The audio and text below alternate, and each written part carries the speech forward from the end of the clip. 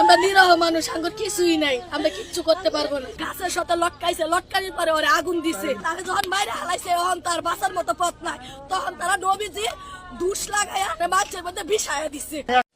ময়মনসিংহে হিন্দু ছেলেটাকে হত্যা করে যে হুড়িয়ে পুড়িয়ে দেয়া হয়েছে উল্লাস করে, তো এই ইসলাম আসলে কোথায় থেকে তারা পেল আমি আসলে জানি না।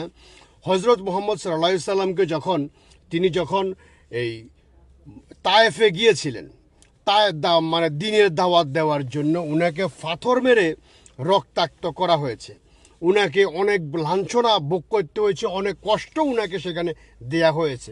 তারপরেও আল্লাহ তাআলার পরে লাস্টে সহ্য করতে না পেরে আল্লাহ বলেছেন যে আপনি যদি চান আমি এই তায়েফের মাটিকে উল্টাই দিব যাতে সবাই মারা যায়। তখন তিনি হযরত মুহাম্মদ সাল্লাল্লাহু আলাইহি সাল্লাম বলেছেন যে আজকে যদি আপনি এদেরকে হত্যা করেন তাহলে আমি দ্বীনের দাওয়াত কাকে দিব? এরা আজকে হয়তো আমার কথা শুনবে না, কিন্তু একদিন এদের ছেলে সন্তান ইসলাম গ্রহণ করবে।